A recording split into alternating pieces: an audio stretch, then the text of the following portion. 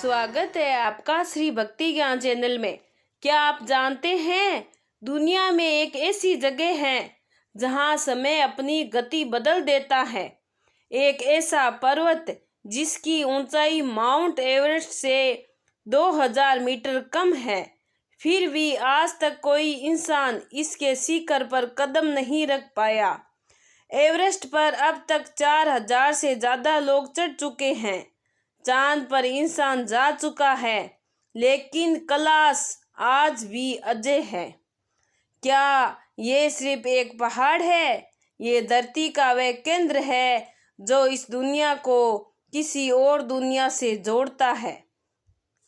आज हम विज्ञान, धर्म और रहस्य की उस सीमा पर चलेंगे जहां तर्क खत्म होते हैं और आस्था शुरू होती है। कैलाश पर्वत के उस रहस्य को जिसे सुलझाने में आधुनिक विज्ञान भी हार मान चुका है। इसकी बनावट की अगर आप कैलाश पर्वत को सैटेलाइट या ड्रोन व्यू से देखें तो आपको एक अजीब चीज नजर आएगी। ये किसी आम पहाड़ की तरह टेढ़ा मेढ़ा नहीं है, ये बिल्कुल एक पिरामिड जैसा दिखता है। वैज्ञानिक और भूवैज्ञानिक भी ये देखकर हैरान हैं कि इसकी चारों दिशाएं उत्तर, दक्षिण, पूर्व और पश्चिम कपास के पॉइंट के साथ बिल्कुल सटीक बैठती है। प्रकृति में इतनी सटीकता होना लगभग असंभव है। इसीलिए रसायन वैज्ञानिक डॉक्टर एक चौंकाने वाला दावा किया था। उनका मानना है कि कैलाश कोई प्राकृतिक पहाड़ नहीं, बल्कि ये प्राचीन काल में बनाया गया दुनिया का सबसे बड़ा मानव निर्मित पिरामिड है। इसे किसने बनाया होगा? क्या ये प्राचीन सभ्यताओं की तकनीक थी, या फिर जैसे हमारे ग्रंथ कहते हैं ये साक्षात विश्वकर्मा की रचना है? सिर्फ हिंदू धर्म ही नहीं, बल्कि बौद्ध और जैन धर्म भी कैलाश को वह धुरी जिस पर पूरी दुनिया टिकी है। अब यहाँ एक संयोग है जो आपके रोंगटे खड़े कर देगा। इंग्लैंड में स्थित स्टोनहेंज से कैलाश की दूरी 6066 किलोमीटर है। कैलाश से उत्तरी ध्रुव की दूरी भी 6066 किलोमीटर है और कैलाश से दक्षिण ध्रुव की दूरी इसकी दुगुनी यानी 13,332 किलोमीटर है। क्या ये सिर्फ एक नंबर का खेल है, या फिर कैलाश को भौगोलिक रूप से पृथ्वी के सबसे महत्वपूर्ण स्थान पर जानबूझकर स्थापित किया गया था? हमारे वेदों में इसे सुमेरु पर्वत कहते हैं। सुमेरु यानी ब्रह्मांड का स्तंभ। कैलाश के चरणों में 2 झील है और ये दोनों झील अपने आप में प्रकृति का सबसे बड़ा। पहली है मानसरोवर, दुनिया की सबसे पवित्र झील। इसका पानी मीठा है। जब आप यहाँ होते हैं तो आपको असीम शांति महसूस होती है। लेकिन ठीक इसके बगल में सिर्फ एक पतली सी जमीन के टुकड़े से अलग दूसरी झील है, रक्सताल।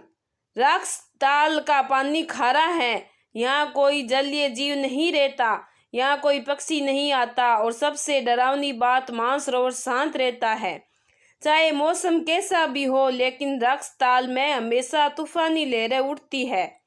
सनातन धर्म के अनुसार मानसरोवर सकारात्मक ऊर्जा और दत्व का प्रतीक है, जबकि रक्सताल नकारात्मक और रावण की तपस्या का प्रतीक है। विज्ञान इसे सोलर एंड लूनर फोर्स कहता है। ये संतुलन है कि गॉड और एविल का प्रकाश और अंधकार।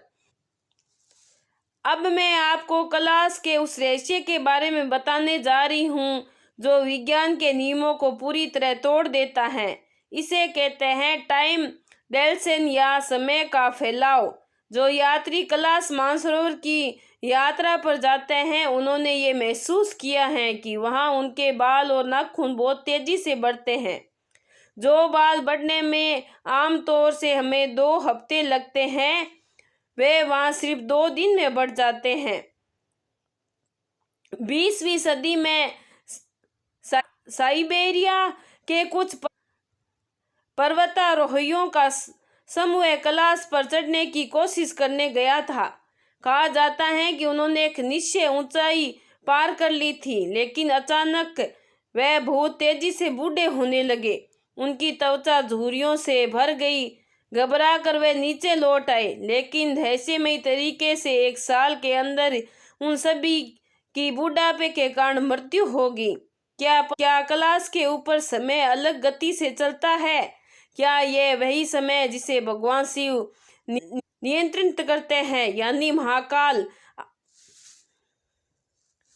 माउंट एवरेस्ट 8,848 मीटर ऊंचा है। कैलाश सिर्फ 6,338 मीटर। फिर भी एवरेस्ट को फतेह कर लिया गया, पर कैलाश को नहीं। क्यों? कई विदेशी पर्वतारोहियों ने कोशिश की। Colonel are. श्री विल्सन ने बताया कि जब उन्होंने चढ़ाई शुरू की तो एकदम साफ मौसम अचानक भयानक बर्फबारी में बदल गया। उन्हें लगा जैसे कोई अदृश्य शक्ति उन्हें रोक रही है। उन्हें वापस लौटना पड़ा। कुछ पर्वतारोहियों ने बताया कि जैसे ही वे कैलाश की तरफ बढ़ते हैं, उनका कपास काम करना बंद कर देता है। उनका दिमाग भ्रमित होने लगता है। वे दिशा भूल जाते हैं। ऐसे लगता है कि जैसे पर्वत अपनी स्थिति बदल रहा है। तिब्बती लामा कहते हैं कि कैलाश पर सिर्फ वही चढ़ सकता है जिसने अपने पापों से पूरी तरह मुक्ति पा ली हो, और ऐसा व्यक्ति कभी पर्वत पर पांव रखकर उसका अपमान नहीं करेगा। वह सिर्फ दर्शन करेगा। सिर्फ देखना ही नहीं, कैलाश को सुना भी जा सकता है। कई यात्रियों ने यह दावा किया है कि कैलाश के आसपास सन्नाटे में उन्हें ओम की ध्वनि सुनाई देती है। कुछ को डमरू बजने की आवाज आती है, तो कुछ को ऐसा लगता है जैसे कोई भारी विमान उड़ रहा हो। वैज्ञानिक कहते हैं कि ये हवा और बर्फ के पिघलने की आवाज हो सकती है, लेकिन भक्त जानते हैं कि ये शिव का नाद है। और सबसे बड़ा चमत्कार होता है सूर्यास्त के समय।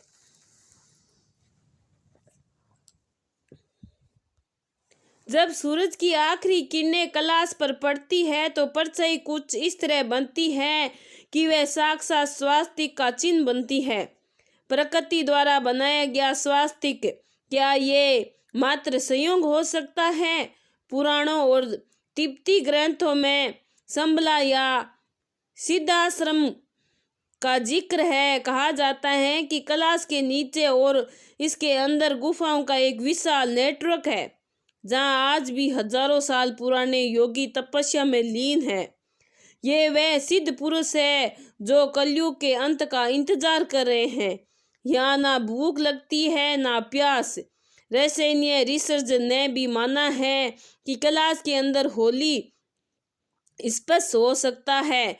क्या पता आज भी भगवान शिव अपने गणों के साथ वहाँ सूक्ष्म रूप से विराजमान हो।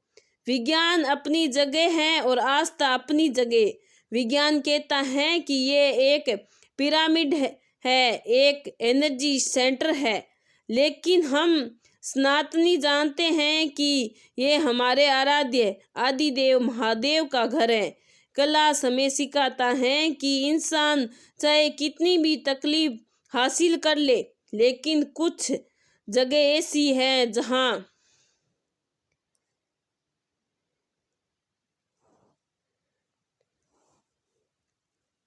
कि इंसान चाहे कितनी भी टेक्निक हासिल कर ले, लेकिन कुछ ऐसी जगह हैं जहाँ उसे झुकना ही पड़ता है। कुछ रहस्य ऐसे हैं जो सुलझने के लिए नहीं बल्कि महसूस करने के लिए बने हैं।